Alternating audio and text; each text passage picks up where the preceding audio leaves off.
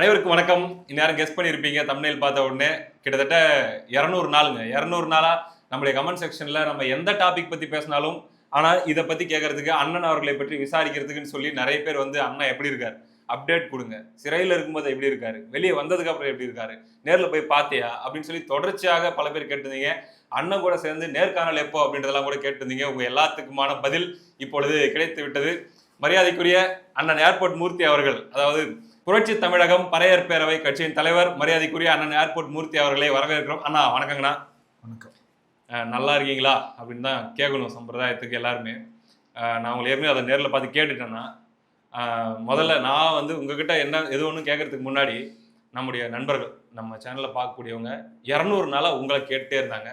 அவங்களுக்கு நீங்கள் எதனா சொல்ல விரும்புனீங்கன்னா கேமரா பார்த்து சொல்லியிருக்கீங்க. இல்லை, ஒட்டுமொத்தமாக என்னோட கைதை கண்டித்து குரல் கொடுத்த அத்துணை அரசியல் கட்சி தலைவர்களுக்கும், எடப்பாடியிலேருந்து அண்ணன் சீமானிலேருந்து, அண்ணாமலையிலேருந்து, தமிழிசை சவுந்தரராஜன்லேருந்து, நயினா நாகேந்திரன், இப்படி ஒரு பெரிய லிஸ்ட்டை போடலாம். அதாவது திமுக அடிமை கூட்டத்தை தவிர மிச்சம் எல்லாருமே அந்த ஜனநாயக படுகொலையை என்னையா ஒருத்தன் அடிக்கிறான், அப்புறம் திருப்பி அவன் டிஃபெண்ட் பண்ணுறான், அவனே பிடிச்சி சிறையில் போட்டிங்க, அவனையும் குண்டாசம் போட்டிங்களா அப்படின்னு அரசியல் கட்சியை சார்ந்தவர்கள் பேசியதை தாண்டி சாதாரண மக்கள் கூட, ஐயோ என்னையா அநியாயம் இது, அவர் எப்போயா வராரு அப்படின்னு இங்கே உள்ளூரில் இருக்கிற தமிழர்கள், நாடு கடந்த தமிழர்கள் எல்லாரும் என்னோடய விடுதலையை எதிர்பார்த்துருந்தாங்க. அத்தனை பேருக்கும் என் மனமார்ந்த நன்றி. இதற்கு விசுவாசமாக என் இனத்தின் விடுதலைக்கு விசுவாசமாக நான் கடைசி வரைக்கும் இருப்பேன் என்பதை தான் நான் இதுக்கு பதிலாக சொல்ல விரும்புகிறேன். கண்டிப்பாண்ணா. ஏன்னா இங்கே வந்து பார்த்தீங்கன்னா, இவர் ஒரு குறிப்பிட்ட அடையாளம் அப்படின்ற அடையாளத்துக்குள் நிறுத்தாமல் எல்லாருமே இந்த கட்சியை சார்ந்தவங்க சாராதவங்க, எந்த கட்சியும் சாராமல் அரசியலை உற்று நோக்கிறவங்கன்னு சொல்லி எல்லாருமே அப்படி உறவு அவங்க வந்து என்ன சொல்றது, அவங்க வீட்டில் ஒருத்தங்களா ஃபீல் பண்ணி அவ்வளோ அவங்கள பற்றி விசாரிச்சாங்க. அது சிறை இல்லைங்க, வெளியில் சிறை எல்லாரும் நம்மளை யூடியூப்பில் பார்த்துருப்பாங்க, போயிருப்பாங்கல்ல, சில அரசியல் நிகழ்வில் பார்த்துருப்பாங்க.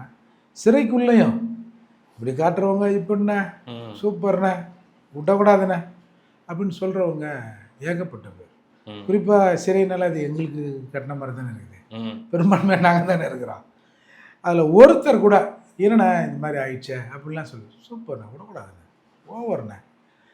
இன்னும் நான் இது சொன்னோம்னா நீங்கள் அதை ஓவராக கூட சொல்லுவீங்க. சில பேர் சொல்லுவான், ஏன்னா நீங்கள் சீமான் அண்ணன் இந்த மாதிரி ஆட்கள்லாம் அதிகாரத்துக்கு வரணும்ண்ணே, பாருங்கண்ணே எவ்வளோ அட்ராசிட்டி நடக்குது பாருங்கண்ணே அப்படின்னு வெளிப்படையாக சொன்ன சிறைவாசிகள் ஏராளம் பேர். புரியுதுங்கண்ணா. இன்னொன்று நான் ஒன்று சொல்லணும். நான் பொதுவாக 100 கிலோவுக்கு மேலே இருப்பேன். நான் வந்து இந்த டயட்டு அது இதுன்னு இப்போ ஜிம் மாஸ்டர்னு சொல்கிறாங்கல்ல, என்ன இது சாப்பிட்றேன் ப்ரோட்டீனு, காலையில் கரெக்டாக இருப்பேன், மத்தியானமும் கரெக்டாக இருப்பேன், வெளியில் வந்துடுங்க. வீட்டுக்கு போனோடனே நம்ம சோறு தானே தின்னு வளர்ந்துருக்கோம், அந்த சோறு அதை இதை பார்த்த உடனே கடகன்னு ஏற்றிட்டு சரி நாள்லேருந்து பார்த்துக்கலாம் அப்படின்னு சொல்லி எவ்வளோ செலவு பண்ணி உடம்பை குறைக்கணும்னு ஸ்பெஷல் ட்ரெயினர் அது இது வச்சேன், ஃபிட்னஸ்.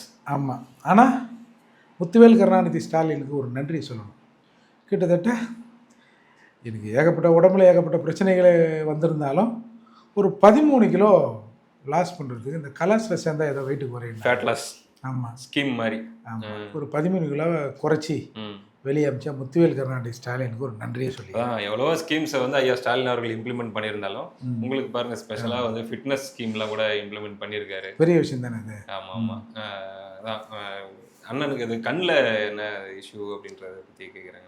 அதாவதுங்க, சிறையில் வந்து அதை கலந்துருவாங்க, ஸ்லோ பாய்சன் கொடுப்பாங்க, இதை கொடுப்பாங்கன்னு பல பேர் பேச கேள்விப்பட்டிருக்கோம். நான் அதெல்லாம் நம்பலை.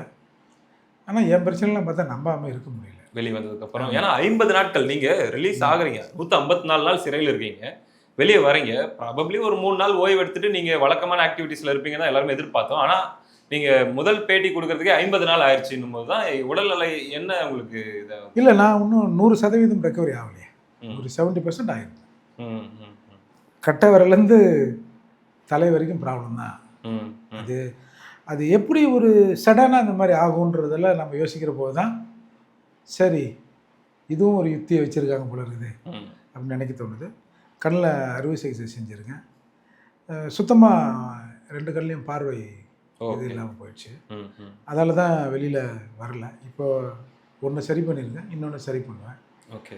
அப்புறம் எலெக்ஷன் வருது, அப்புறம் இந்த நேரத்தில் நம்ம வெளியில் வரலன்னா பார்த்தல கொடுத்த அடி பயந்துட்டாரு மிரட்டிட்டோம் இதை பேசலாம் பார்ப்போம். ஒரு சிலர் அவர் நாக்கை வெட்டி தான் வெளியில் அனுப்பிச்சிக்கிறாங்க, அதாவது தான் அவர் பேச மாட்டுறாரு. அப்படிலாம் சிறுத்தைகளில் கொஞ்சம் பேர் நாக்கை வெட்டிட்டோம்ல அப்படிலாம் பேசுனாங்க. சரி பேசுங்க அப்படின்னு இப்போ வந்து பேசுகிறோம். அதாவதுன்னா நீங்கள் சிறையில் வச்சு ஆகணும், அதாவது உங்கள் மேலே குண்டாஸ் போட்டே ஆகணும். சாதாரணமாக வெறும் ரிமாண்ட் மட்டும் இல்லாமல் குறைஞ்சது சில பல மாதங்களுக்கு நீங்கள் உள்ளே இருக்கணும் அப்படிங்கிறதுல விசிகா ரொம்ப தீவிரமாக இருந்ததாகவும் நான் கேள்விப்பட்ட தகவல். தோழர் திருமாவளவன் அவர்கள் ரொம்ப தீவிரமாக இருந்து அவரே பர்சனலாக ப்ரெஷரைஸ் பண்ணி தான் அது நடந்துச்சு அப்படின்ற மாதிரிலாம் கூட பேசிக்கிட்டாங்க. ஆச்சரியமாக இருந்துச்சு. 5 ஆண்டுகளில் எவ்வளவோ விஷயங்களுக்கு திமுகவுக்கு ப்ரெஷர் கொடுக்காத விசிக ஏர்போர்ட் மூர்த்தி அவர்கள் மீது குண்டாஸ் போடணும் அப்படிங்கிற விஷயத்துல மட்டும் ப்ரெஷர் கொடுக்குற அளவுக்கு அவங்களுக்கு என்ன பிரச்சனை? ஒரு 30 பேர் கொண்ட வழக்கறிஞர் குழுவை போடுறாங்க மூர்த்தி மீது குண்டாஸை இம்ப்ளிமெண்ட் பண்ணணும்னு. எனக்கு வந்து அந்த குண்டாஸ் உத்தரவு சிறையில் கொடுக்கறதுக்கு முன்னால் அவனுக்கு ஃபேஸ்புக்கில் போடுறாங்க. இந்த வழக்கில் ஒரு வழக்கு போட்டிருக்காங்க, இந்த வழக்கில் ஏர்போர்ட் மூர்த்தி மீது குண்டர் சட்டம் பாய்ந்தது. நாங்கள் என்னன்னு கேட்குறேன், எப்போ கமிஷனர் ஆஃபீஸ் வந்து எக்மூரில் இருக்குதா இல்லை அசோக் நகர் அம்பேத்கர் திடலில் இருக்குதான்னு தெரியல. அப்படி முன்னாடி போடுறாங்க, தெரியுது. ஆமாம் முன்கூட்டியே போடுறாங்க. இவர் வந்து அந்த கேஸில் போயிட்டார், இந்த கேஸில் போயிட்டார், அவர் அப்படி இப்படின்னு ஏகப்பட்ட பேர் போடுறாங்க. ஏம்மா உங்களாலும் எவ்வளோ பேர் பாவம்பா ஜெயிலில். அந்த 30 பேர் கொண்ட குழு இருக்குல்ல, அதை கொஞ்சம் அங்கே அனுப்புங்கய்யா, பாவம்யா. அதே விசிகாவை சார்ந்து அவ்வளோ பேர் ஜெயிலில் இருக்கு. ஜெயிலில் பேர் கொஞ்சம் பேர் இருக்காங்க, நிறைய பேர்லாம் இல்லை. அந்த காலம் இல்லை, இது இந்த காலம் தானே, பொறுக்கி திங்கிறது தானே. இப்போ அதெல்லாம் 1-2 பேர் உண்மையாக இருக்கிறவன் சிறையில் இருக்கலாம், அவனை போய் பாருங்கள்.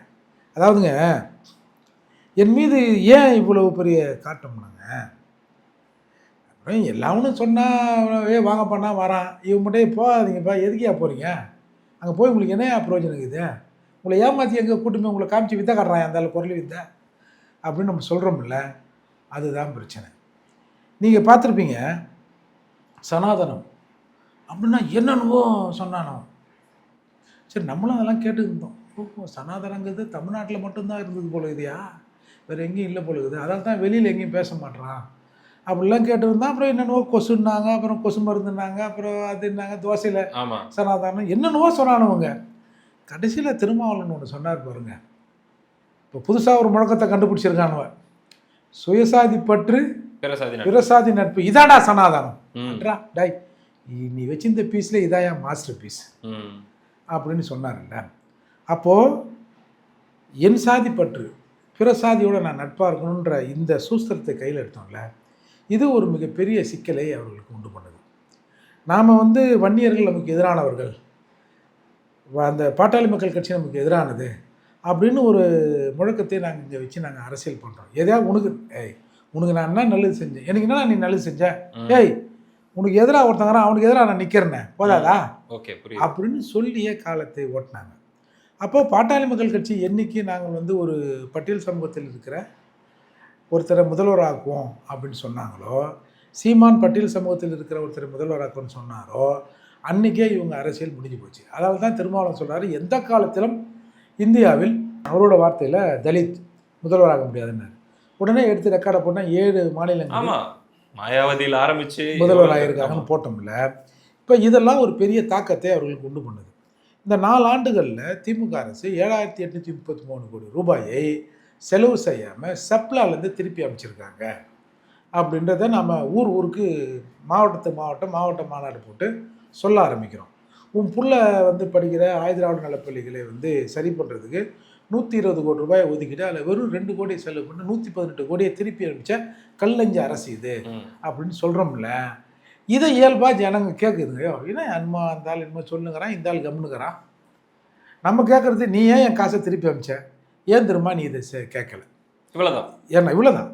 அது கூட நீங்கள் பல பேர் சொல்லலாம், மூர்த்தி பறையன்றதால இந்த எஸ்சிக்கான ஃபண்டை கேட்குறாரு அப்படின்னு கூட நீங்கள் நினைங்க, அது கூட தப்பு இல்லை. ஆனால் இந்த சப்ளான் உருவாக்கின நோக்கம் என்ன தெரியுங்களா, இது இந்திரா காந்தி அம்மையார் காலத்தில் ஐயா இளையபெருமாள் தலைமையில் ஒரு குழு போட்டு 4 ஆண்டுகள் இந்தியா முழுக்க ஆய்வு பண்ணி இந்த சமூகத்தில் இருக்கிற ஏற்றத்தாழ்வுகள் மேலேயும் கீழே இருக்கு இல்லையா, இதை சரி பண்ணதுக்கு என்ன பண்ணலாம், அப்போது இந்த எஸ்சி கீழே இருக்கிறவங்களும் கொஞ்சம் தூக்கி விடணும். ஏன்னா இந்த இன்பேலன்ஸ் வந்து எப்பயுமே சமூகத்தில் ஒரு பதட்டத்தை உண்டு பண்ணணும். இப்போ நிலநடுக்கம் வருதுல்ல, இன்பேலன்ஸ் தானே நடக்கும். அப்போது இங்கே கீழே இருக்கிற மக்கள் இப்படி தூக்கி நிறுத்திட்டோம்னா சமமாயிட்டாங்கன்னா இந்த சமூகம் அமைதியாக இருக்கும். அப்போ இவங்களை தூக்கி நிறுத்துறதுக்கு என்ன பண்ணலான்னு சொல்லிட்டு இந்த ஸ்கீமெல்லாம் ஒரு 25 பரிந்துரையில் பண்ணுறாங்க. அதில் ஒன்று தான் இந்த சப்ளான். அப்போது எனக்கான ஒதுக்கப்பட்ட நிதியை செலவு பண்ணி என்னை இப்படி தூக்கி நிறுத்தினா இந்த சமூகம் அமைதியாக இருக்கும். அப்போது எனக்கு ஒதுக்கப்பட்ட நிதியை நீ வந்து செலவு பண்ணாமல் நான் இப்படியே இருக்குன்னு நினைக்கிறேன்னா உன்னோட நோக்கம் என்ன? புரியுது. சமூகம் எப்பவுமே கட்டாமடான்னு தான் இருக்கணும். மேலே இங்கேயும் இப்படி ஊன்னு கட்டாமடம், அவனை பாரு இவனை கட்டி அவனை பிடின்னு தான் இருக்கணும். ஒத்திமையாக இருந்துட்டான்னா இவன் வேற உடனே நோக்கி சிந்திச்சிருவான்.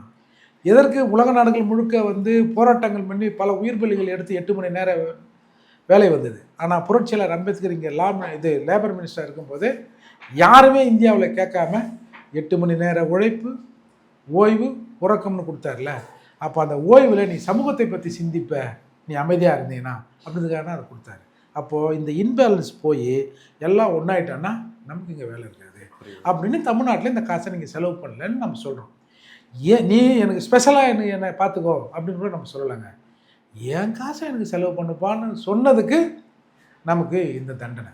பல முறை நம்மளை வந்து கூலிப்படைகளை வைத்து தீர்த்து கட்டுவதற்கான வேலையை திருமாவளவன் நேரடியாக செஞ்சார். கொலை முயற்சி. ஆமாம், கூலிப்படை முயற்சி. நான் அதை வந்து எவிடன்ஸோட 2 முறை புகார் கொடுத்துருக்கேன். ஆனால் போலீஸ் என்ன சொல்லுது, கொஞ்சம் நிலைமை கொஞ்சம் ஒரு மாதிரியாக இருக்குது, கொஞ்சம் பார்த்துருந்துங்க அப்படின்னு சொன்னாங்க. நீங்கள் இருக்கிறது திரும்ப பிடிக்கலன்னு சொல்கிறீங்களா? நான் இல்லை, பொதுவாகவே யாரும் இருக்கிறது அவருக்கு எதிராக இன்னொரு இயக்கம் வர்றதை அவர் விரும்ப மாட்டார். இவன் என்னடா திடீர்னு வந்து பறையங்கிறேன்னு சொல்லிங்கண்ணே, ஏன்பா நம்மலாம் பறையர்கள்ப்பா, நமக்கான உரிமை இதுப்பா இதுப்பான்னு எதுக்கு இவன் கேட்டுங்கிறான்? நம்ம தலித்து கிழித்துன்னு ஏதோ ஓட்டிக்கின்னு எல்லாமே எத்தனை பேர் வேணாலும் பலி கொடுப்பேன் திமுகவுக்காக அப்படின்னு கதையை விட்டோம்னா எதுக்குயா? நாங்கள் ஏன் சாகணும்? திமுகவில் பணம் நினைஞ்சவன் திமுகவை உயிரை கொடுக்கணும், நாங்கள் ஏன் கொடுக்கணும்? நாங்கள் மயிரையும் கொடுக்க மாட்டோம் அப்படின்னு இவன் என்ன தீயாவுன்னு சொல்கிறான். நம்ம ஆண்டை நமக்கு போடுறது கட்டாயிடும் பொழுது ஏதோ 2-3 கக்கசை கொடுத்து கழிவுன்னு கடான்றான், அதெல்லாம் மண்ணை போட்டுருவான் பொழுது இவன் அப்படின்ற எண்ணம் தான். சமூக மக்களுடைய விழிப்புணர்வு ஏற்படுத்துறது தான் அவருடைய பிரச்சனை அப்படின்னு நீங்கள் சொல்கிறீங்க. பர்சனல் அட்டாக் அப்படின்ற மாதிரியான விஷயங்கள் கூட அவருக்கு பிரச்சனை இல்லை. பர்சனல் அட்டாக்னா நான் என்ன இது வரைக்கும் பர்சனலாக பேசியிருக்கேன். அதாவது வந்து காட்டமாக விமர்சனங்கள்லாம் எடுத்து வச்சிருக்கீங்கல்ல, அது கூட அவர் கோவம் இல்லை. இன்னும் சொல்ல போனால் இந்த விழிப்புணர்வு ஏற்படுத்துறது தான் அவருடைய பெரிய பிரச்சனையாக நீங்கள் பார்க்குறீங்க. ஆமாங்க, இப்போ அம்பேத்கர் சொல்கிறாருல்ல, அடிமையை அடிமைன்னு சொல்லு. எனக்கு அறிவுரையெல்லாம் சொல்லுது அம்பேத்கர் சொல்லலை. நான் ரொம்ப அப்படியே மந்தமாக இருக்கிறேன், மண்டாக இருக்கிறேன், என் மூளையை கழுவுலாம் அம்பேத்கர் சொல்லுங்க. அடிமையை அடிமைன்னு புரிய வையினாரு. அவன் ஏன் அடிமையானாலும் அவனே முடிவு பண்ணிப்பான்றார் அம்பேத்கர். என்பா இந்த நாட்டில் நாம் அடிமையாக இருக்கிறோம், நமக்கான உரிமைகள் இப்படி மறுக்கப்படுது, நமக்கான சலுகைகளை தராமல் நாம் இப்படியே தான் இருக்கணும் அப்படின்னு ஒரு கும்பல் நம்மளை நினைக்குதுன்னு சொல்லி இந்த மக்களை புரிய வைக்கிறேன்ல, இதுதான் சிக்கல். சரிண்ணா, நேரடியாக திரும்ப அவர்களை பார்த்து நீங்கள் எதனா சொல்லணுன்னா ஒரு 4 வார்த்தையில் சொல்லணும்னா என்னென்ன சொல்லுவீங்க? இந்த உங்களை நிலைமைக்கு இப்போ நீங்கள் சிறைக்கு போயிட்டு வந்து இவ்வளவும் நீங்கள் அனுபவிச்சுட்டு வந்திருக்கீங்க, இந்த தேர்தல் இதை மையப்படுத்தி திரும்ப அவர்களுக்கு எதனா நீங்கள் சொல்லணும்னு நினச்சிங்கன்னா என்ன சொல்லுவீங்க? நான் 150 நாள் சிறையில் தாங்கினேன், நீ 10 நாள் தாங்க மாட்டேன் பார்த்துக்க. எப்படிப்பா நீங்களாம் சிறையில் இருக்கிறீங்க அப்படின்னு கேட்ட மனுஷன்தான் நீ. ஒன்று தெரிஞ்சுங்க, சிறியது பெரியதாவதும் பெரியது சிறியதாவதும் தான் இயற்கையின் நியதி. நான் 100 வருஷத்துக்கு நானே இருப்பேன் அப்படின்னா அவ்வளவு யோக்கியமானவன் நீ இல்லை. உன்னை இயற்கை விடாது. உனக்கு அடுத்து இன்னொரு இயக்கம் வரதான் செய்யும். இதற்கு முன்னாடி இருந்த இயக்கவாதிகள் இன்னொரு இயக்கம் வரக்கூடாது, திருமாவளவன் ஒருத்தன் வரக்கூடாதுன்னு நினச்சிருந்தானா நீ இருக்க மாட்டேன். ஆனால் இயற்கை அதற்கான வழியை நிச்சயமாக செய்யும். அது மூர்த்தி தான் சொல்ல வரலை, இன்னொருத்தன் கூட வரலாம், என்னை விட இன்னொருத்தன் இந்த சமூகத்தின் மீது அக்கறை கொண்டு கூட வரலாம். அதால் போதும் நிறுத்து. இல்லை நான் இப்படி தான் செய்வேன்னா நான் எல்லாத்துக்கும் ரெடி ஆகிட்டேன். நான் இப்போ ஒரு மனுஷன் குண்டாசி சிறை ஒன்று உயிர், இது 2த்தையும் கடந்து தானே தப்பிச்சு தானே வந்திருக்கிறேன். அதெல்லாம் நான் ரெடியாக தான் இருக்கிறேன். ஆனால் இந்த மக்களை ரொம்ப நாள் ஏமாற்றலாம் அப்படிலாம் நீ நினைக்காது. இன்றைக்கி அழுவுறல்ல, கதறல்ல, நேற்று வந்து அந்த அக்காவுக்கு அவ்வளோ குத்துட்டேன் தேமுதிக, நான் இவ்வளோ நாளாக கக்கூசை கழுவுனுங்கிறேன், 2 பாட்டு பெனாலி சேர்த்து கொடுக்க மாட்டேறேன். இதுதான் விதி, இதுதான் இயற்கை. நீ என்னதான் நீ ஜம்மமாக மீசையை கழிச்சாலும் கல் குடிச்ச மீசையை இப்படி சுட்டுற மாரி சுட்டிங்க தானே இப்படி போய் நிற்கிற, இடுப்பு வரைக்கும் தானே குனிகிற, அப்புறம் எங்ககிட்ட வந்து நெஞ்சு நிமித்துற. அதால் சார் நான் என்ன சொல்கிறேன் சார், கட்சி தலைவர்கள் வந்து மக்களுக்கு துரோகம் பண்ணலாம் சார், அந்த கட்சிக்கு கீழே இருக்கிறவங்களுக்கு துரோகம் பண்ணலாம் சார், அது நேச்சுரல், அது ஒன்றும் பண்றாங்க. தவிர்க்க முடியாது சார். பண்ணுவாங்க, பண்ணால் கூட அதை சரி அது அப்படி தான்ப்பா இருக்குன்னு. இந்த ஒடுக்கப்பட்ட சமூக மக்கள் ஒருத்தன் பின்னாடி போகிறான்னு வச்சுங்களேன், அவனை அப்பனா பார்ப்பான், அண்ணனா பார்ப்பான், வந்து கடவுளாக பார்ப்பான். அப்படி இருக்கிற மக்களுக்கு எப்படி மனசு வந்து துரோகம் பண்ணுறீங்க? இத்தனை வருஷம் அரசியல் அங்கொன்றும் இங்கொன்றுமாக இந்த மக்கள் தன்னெழுச்சியாக சில விஷயங்களை கைப்பற்றியிருக்கலாம். நான் வாங்கி கொடுத்தேன் இந்த சமூகத்துக்கு ஒன்று சொல்லு சார். நீ 2 முறை எம்பியாக இருந்துட்ட, நீ என்ன சிதம்பரம் தொகுதியில் இந்த மக்களுக்கு செஞ்சேன்னா ஒன்று செஞ்சதே சொல்லணும். உடனே கால் எடுத்து போட்டு பத்தியா இந்த மக்களுக்காக உழைத்த கால்கள் எப்படி வீங்கி போச்சு. ஏங்க 2 நாள் 1 நாள் தூங்கலாம் கல்லில் கட்டி வருது, கண் கட்டி வரும். ஆமா, நிறைய பேருக்கு வரும். க்ளோஸ் அப்ல போட்டோ போட்டு. ஆமாம், அதை எடுத்து இப்படி காட்டி கண்ணுக்குள்ளே கட்டி போயிரு. அப்போனா வந்து தாய்ப்பாலை பீச்சு அடிக்கிறவன், அந்த பாலை விட்றவன், இந்த பாலை விட்றவன் மத்தியில் ஒரு கிட்டத்தட்ட 1.25 லட்ச ரூபா கொடுத்து நீங்கள் ஒரு ஹாஸ்பிட்டலில் அதுவும் வசதி வாய்ப்பு இருக்குது, நீங்கள் பண்ணிக்கிறீங்க. ஆனால் அதை செவத்தில் எழுதுகிறாங்க. இணைய செஞ்சுன்னா காலை காட்டுறாங்க. நல்ல வேலை அதோடு நிப்பாட்டினீங்களே, நான் திருமணமே செய்யவில்லைன்னு வேறு எதுனா காட்டாமல். அப்போது இதெல்லாங்க இந்த மக்களை பாவம் தானுங்க. இப்போ நம்ம சில விஷயங்கள் நம்ம சிலருக்கு ஏதாவது ஒன்று பண்ணிட்டோன்னு வச்சுங்க, தனிமையில் இருக்கும்போது வச்சா நம்ம இதை பண்ணிக்கூடாதுல்ல, பாவம் இல்லை இருந்தாலே அப்படின்னு நம்ம யோசிக்கிறோம்ல. அந்த மாதிரி யோசனைலாம் அவருக்கு வரவே வராதா அப்படிங்கிற ஒரு பெரிய கேள்வி எனக்கு அடிக்கடி வந்துனே இருக்குங்க. புரியுதுண்ணா. அடுத்து முக்கியமாக 2026 தேர்தலை மையப்படுத்தி தான் நான் கேட்கணும்னு நினைக்கிறேன். சமீபத்தில் ஒரே ஒரு தடவை நீங்கள் வெளியே வந்தது, செய்திகளில் வந்தது என்னென்னா, அதாவது சிறையிலேருந்து வெளியே வந்து வீட்டில் இருந்து அதுக்கப்புறம் ஒரு சந்திப்புக்காக நீங்கள் வெளியே வந்ததாக நாங்கள் கேள்விப்பட்ட செய்தி. ஐயா எடப்பாடி பழனிசாமி அவர்கள், எதிர்க்கட்சி தலைவர் அவர்களை நீங்கள் சந்தித்து அனைத்து இந்திய அண்ணா திராவிட முன்னேற்ற கழகம் அது தலைமையிலான கூட்டணிக்கு நீங்கள் ஆதரவு கொடுப்பதாக தகவல் நாங்கள் கேள்விப்பட்டிருக்கோம்னா, அதுக்கான காரணம் அப்படிங்கிறத சொல்லாமே என்னால் புரிஞ்சிக்க முடியுது. தீய சக்தி திமுகவை வீழ்த்த வேண்டும், இந்த ஆட்சியை மாற்ற வேண்டும். 2வது வந்து பார்த்தீங்கன்னா, குறிப்பாக அந்த கூட்டணியில் அங்கம் வகிக்கின்ற விசிகாவுக்கு நிச்சயமாக நீங்கள் ஏதாச்சும் ஒரு பாடம் கற்றுக் கொடுக்க வேண்டும் அல்லது தோற்கடிக்க வேண்டும், ஏதாச்சும் உங்களுக்கான நோக்கங்கள் இருக்கலாம். எனக்கு அப்படிதான் நான் அனுமானிக்கிறேன். அந்த சந்திப்புல என்ன நடந்துச்சு, ஐயா என்ன சொன்னாங்கன்னு சொல்லி ஏதாச்சும் ஒரு தகவல்கள் பகிர்ந்து முடியுமா, இல்லை ரொம்ப ரகசியமா? இல்லை, ரகசியமாக என்னங்க இருக்குது.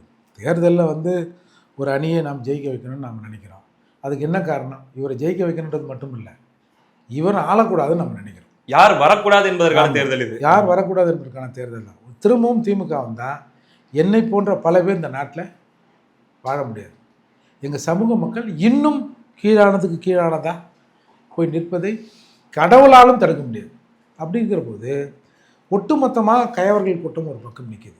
அப்போ இந்த தேர்தலுங்கிறது இவங்க வரணுமா இவங்க வரணுமான்றதை தாண்டி யார் வரக்கூடாதுன்னு முடிவு பண்ணுற தேர்தல். அப்போது எல்லா விஷயங்களையும் கொடுத்து இவங்க ஓட்டை வாங்கலான்னு நினைக்கிறாங்க. இல்லை, இவர்கள் நமக்கு எதிரானவர்கள், இந்த சமூகத்துக்கு எதிரானவர்கள் அப்படின்னு ஒரு பக்கம் நின்று நம்ம சொல்ல வேண்டிய கடமையும் பொறுப்பும் நமக்கு இருக்குது. இது ஏதோ ஒரு கட்சியை ஆட்சியிலேருந்து இறக்கிட்டு இன்னொரு கட்சியை ஆட்சியில் ஏற்றுறதுலாம் இல்லை. தமிழ்நாட்டை காப்பாற்றணும், தமிழகத்தை காக்கணும்னா இவங்களை நீங்கள் அரசியலை விட்டு அனுப்புறது இல்லை, இந்த நாட்டை விட்டு அனுப்பணுங்க.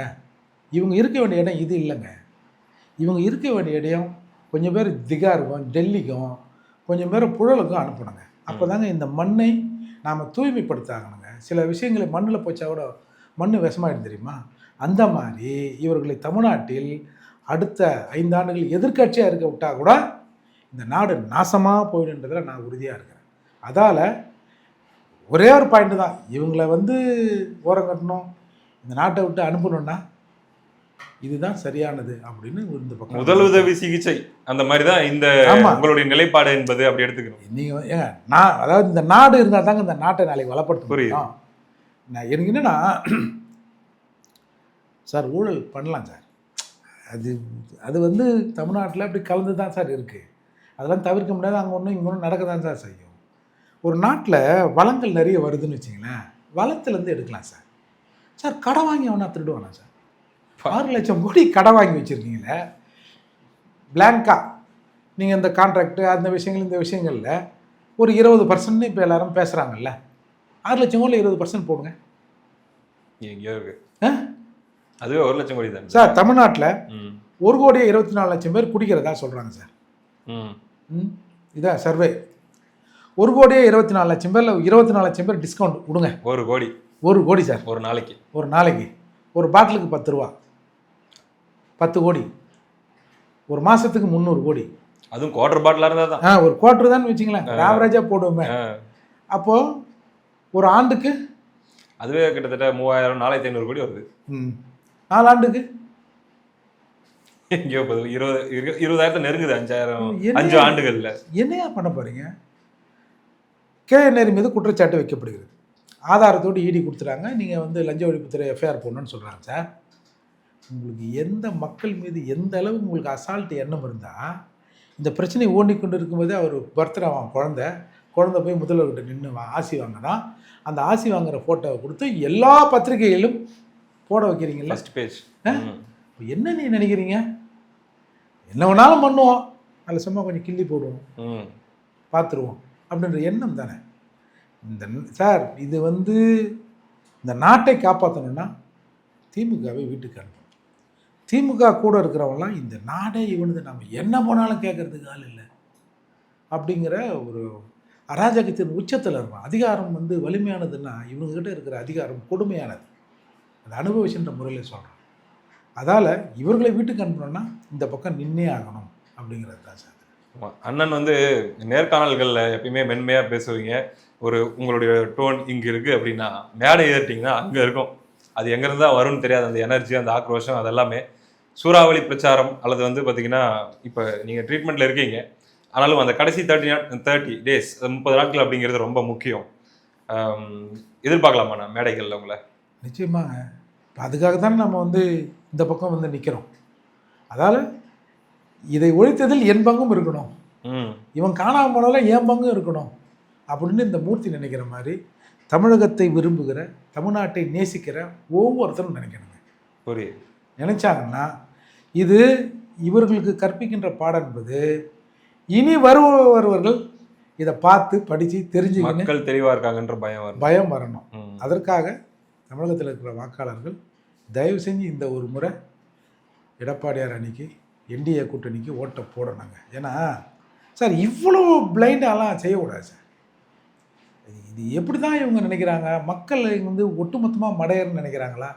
அப்படிலாம் இல்லைங்க அப்படின்னு இவங்க நினைக்கணும். கிட்டத்தட்ட 505 வாக்குறுதிகளில் 13% தான் நிறைவேற்றப்பட்டதாக சொல்லப்படுகிறது அறகுறையாக. ஆனால் இவங்க திருமாவளவன் சொன்னால ஒரு தடவை நான் 100க்கு 105 மார்க் எடுத்துட்டேன் பார்த்துங்க. ஏய் இதில் ஸ்டூடெண்ட் பைத்தியமா போட்ட வாத்தியார் பைத்தியமா இல்லை கேட்குற நாங்கள் பைத்தியமா? அதான் ஆப்ஷன் தானே சூஸ் பண்ணோம். அந்த மாதிரி 99.9 ரேடியோ எஃப்எம் பாரு எல்லாத்தையும் நிறைவேற்றணும்னு சொன்னாங்கல்ல. அதால் சார் அதிகாரம் நீ எடு சார், எடு. என்னத்தையாவது ஏழைப்பாழ உங்கள் அப்பா சாகும்போது கருணாநிதியை வந்து அந்த நெஞ்சம் வெந்திருக்குன்னு நினைக்கிறீங்க? அந்த ஆத்மா சாந்தி அடைஞ்சுன்னு நினைக்கிறீங்க? சாகிற வரை திரும்பவும் அந்த நாற்காலில் உட்கார மாட்டோமா? முதலமைச்சராக சாக மாட்டோமா? ஐயோ முதலமைச்சர் அப்படின்னு நினச்சி செத்துருப்பார்ல அந்த மனுஷன். நல்ல உறவு கெட்ட உறவு சார், அந்த உயிர் அப்படி தானே பிரிஞ்சிருக்கும். அந்த வாய்ப்பை ஏதோ இங்கே இருக்கிற சூழல் உனக்கு எதாச்சியாக கொடுத்ததில்ல. எல்லாம் சொன்னான் முதலமைச்சர் என்ற செல்ஃபோனை வாங்கி சிஎம் போட்டார்னா அது பாக்கெட்டில் இருக்கிற ஓட்டையில் கீழே வந்துடும் அப்படிப்பா அவருன்னாங்க. ஆனால் அதே மீறி ஒரு 3.5% வாக்கு வித்தியாசம் நீங்கள் ஜெயிச்சிங்கல்ல. 10 வருஷம் கழிச்சு வந்தீங்கல்ல, என்ன ஏன் பண்ணீங்க சார்? நீ எடு, என்னத்தையாவது எங்களை வாழ விட்டு நீ எட. ஏன் இதோட நம்ம வரவே மாட்டோம் அப்படின்ற எண்ணமா என்னன்னு தெரியல சார். அதால் இதுக்கு ஒரு முற்றுப்புள்ளி வச்சு தாங்க ஆகணும். ஸோ வச்சே தீரணுன்ற முடிவில் இருக்கீங்க. இந்த தேர்தல் எப்படி இருக்கும்னு நீங்கள் பார்க்குறீங்க?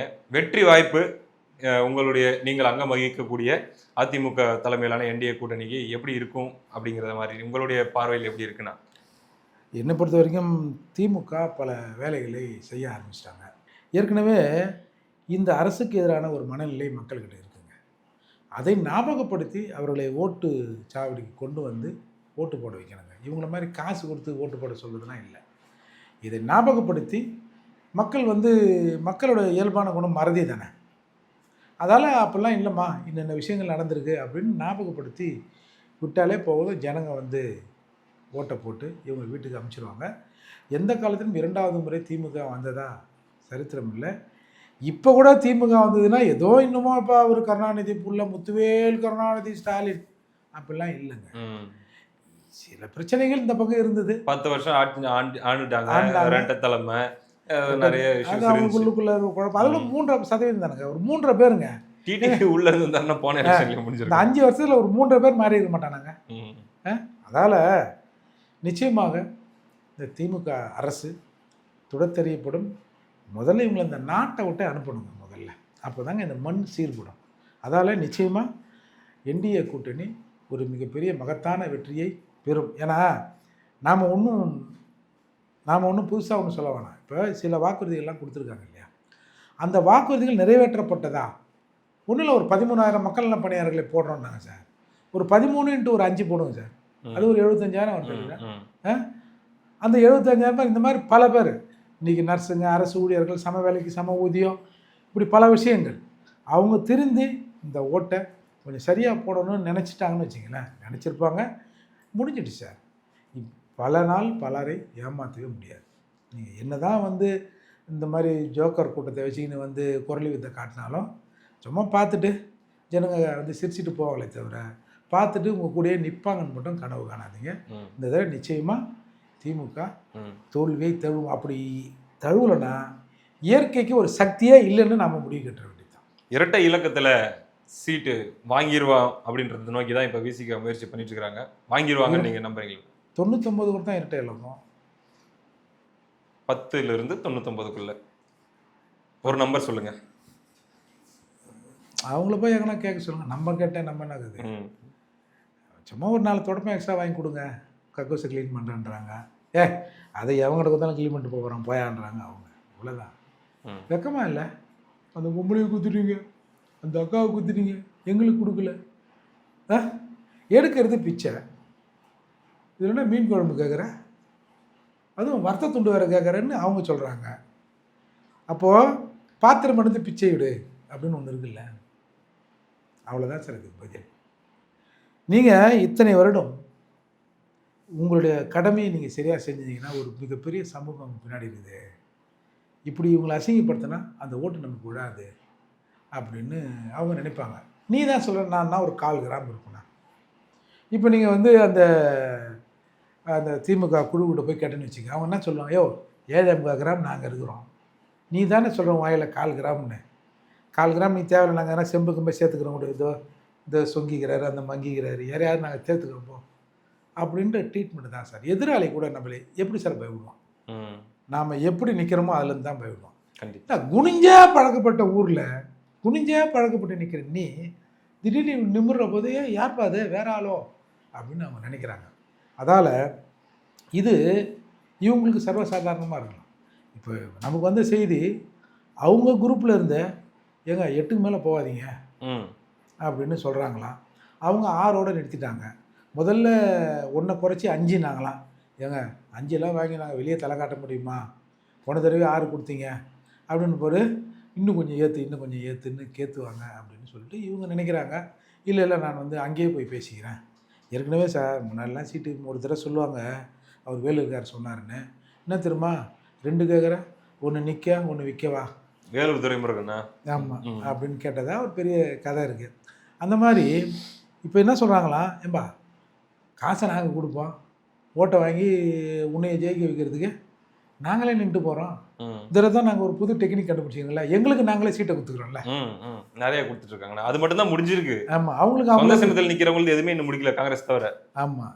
அதால் சார் உண்மையிலே காங்கிரஸ்காரெலாம் ஒரு ஆளாடா அப்படின்னு பேசி இந்த காலத்தில் போய் காங்கிரஸுக்கு 3 சேர்த்து கொடுத்துட்டீங்களே அப்படின்னு கேட்குற அளவுக்கு கேவலமாயிட்டீங்க. ஒரு ட்ரெயினை மறிச்சா ஒரு 4 பேர் இறங்கி மறிச்சிட்டு அதே ட்ரெயினில் ஏறி சென்னைக்கு வராங்க. அவங்களுக்கு மட்டும் அவ்வளோ கொடுத்துட்டீங்களே அப்படின்னு கேட்குற அளவுக்கு சத்தியமாக நானாக இருந்தால் தூக்கு போட்டு செத்துருவேன்.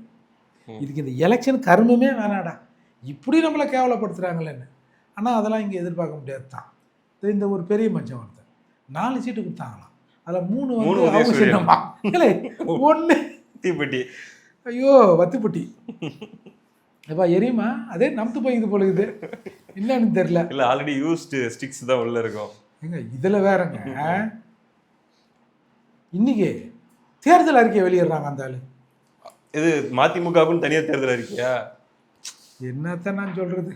ஏண்டா ஒத்த சீட்டுக்காரெல்லாம் ஒரு தேர்தல் அறிக்கையை விட்டீங்கன்னா நாங்க எத்தனை தேர்தல் அறிக்கை படிச்சுட்டு யாருக்கு ஓட்டு போடுவோம்? இது ஓவரா தெரியல. சமூக வாக்குகளை குறி வைத்து தேர்தல் அறிக்கை இருக்குமா? ஏங்க அவரு ரஷ்யாவுக்கு சொல்றாரு, அப்புறம் அப்புறம் உலகத்துக்கே தீர்வு வச்சிருக்காரு. பிள்ளைகளுக்கு சொல்றாரு. ஏய் என்னையா ஐயோ நீ எல்லாம் ஒரு மனுஷன் எப்படியா வெளியில தலை காட்டுற? நீ வேற பார்லிமெண்ட் டைகர்னாங்க. நாளை கொடுத்துட்டு நாற்காலியில 3 கால் அவங்க காலுக்கு இது பொடு பொடு பிடிக்க எடுத்துப்பா அவங்களுக்கு. சார் இதுக்கு மெயினான காரணம் இவர்கள் மீது அவர்களுக்கு நம்பிக்கை இல்லை. இந்த அடிமைகள் எப்போது வேண்டுமானாலும் தன்னை விற்றுக்கொள்வார்கள். நாளைக்கு மெஜாரிட்டி இல்லைன்னா அங்கே கிளம்பி போனாலும் போயிடுவாங்க. ஆமா, நீ என்கிட்ட நீ எப்படி நடந்துக்கிறன்றதை பொறுத்து தானே நான் வந்து உன் மீது இருக்கிற மரியாதை வைப்பேன். இல்லை குருநாதர் பண்ணக்கூடிய ஆள் தான். குருநாதரன் இல்லை, பல பேர் இதை செய்வான். ஏன் ஆரம்பத்தில் விடுதலை சிறுத்தைகளுக்கு கூட உதயசன் சின்னத்தில் நிற்க சொல்லி தானே நிர்பந்தம் பண்ணியிருக்கிறாங்க. ஆமா ஐயா நாங்கள் வெளியில தலை காட்ட முடியாது ஐயா அப்படின்னு சொன்ன பிறகு தானே சரிப்பா ஏதோ வந்த வரைக்கும் லாபம்டா, அதாவது எரியிற வீட்டில் பிடுங்குற வரைக்கும் லாபம் அப்படின்னு ஒரு முடிவுக்கு வரணும்னு எவ்வளவு அசிங்கப்படுத்த முடியுமோ. நான் இந்த விஷயத்தில் திருமாவளவனை அசிங்கப்படுத்துவதை நான் திமுகவை குறையே சொல்ல மாட்டேன் சார். நீங்கள் நடந்துங்கிற விதம், நம்ம சில வீட்டுக்கெல்லாம் போனோம்னா பார்த்துருப்பீங்களா, பெருசாக இருக்கும் நாய், அது ஒன்றும் பண்ணாதுங்க வாங்க சொல்லுவாங்க. நமக்கு பயமாக இருக்கும். ஆமாம், என்ன அது ஒரு மாதிரியா இருக்குது, ஆனால் ஒன்றும் பண்ணாதுங்க, அது பாவங்க. அது அந்த நிலைமையில் அண்ணா அறிவத்தில் இருந்தால் உனக்கு எப்படி இதெல்லாம் கிடைக்கும்? இதில் நமக்கு என்ன வருத்தம்னா, இந்த சமூக மக்களின் பிரதிநிதி நான் தான் இவங்களுக்கு அப்படின்னு சொல்லி ஒட்டுமொத்த எங்களை போய் அங்கே இப்படி அசிங்கப்படுத்துறிய அப்படிங்கிற வருத்தம் தான் இதில் நமக்கு. புரியுதுங்கண்ணா. ரொம்ப நேரம் நிறைய கருத்துக்களை பகிர்ந்துக்கிட்டீங்க. கண்டிப்பாக நம்ம சந்திப்புகள் தொடரும் அப்படின்னு தான் நான் ஸ்ட்ராங்காக நம்புகிறேன். இந்த தேர்தல் முடிவு வரைக்கும் நிறைய தடவை நம்ம பேசுவோம் அப்படின்னு நான் ஸ்ட்ராங்காக நம்புகிறேன். நம்முடைய நண்பர்களும் உங்களை எப்போ வருவீங்கன்னு கேட்டுட்டு இருந்தவங்களுக்கு இந்த சந்திப்பு, இந்த உரையாடல் பெரிய மகிழ்ச்சியை கொடுத்துருக்கோம் அப்படின்னு நான் நம்புகிறேன்னா, உங்களுடைய அடுத்தடுத்த பணிகள், அடுத்தடுத்த பயணங்கள் ரொம்ப பெருசாக இருக்க போகுது. அது எல்லாமே மிக சிறப்பாக விளங்கணும். உங்களுடைய பங்களிப்பு நீங்கள் சொன்ன மாதிரி இந்த தேர்தலில் பெரிய அளவில் இருக்கணும். உங்களுடைய நல்ல நோக்கங்கள் அனைத்தும் நிறைவேறணும் அப்படின்னு சொல்லி வாழ்த்துக்கள் தெரிவிச்சுக்கிட்டு நன்றி தெரிவிச்சுக்கிறேன். மிக்க நன்றி.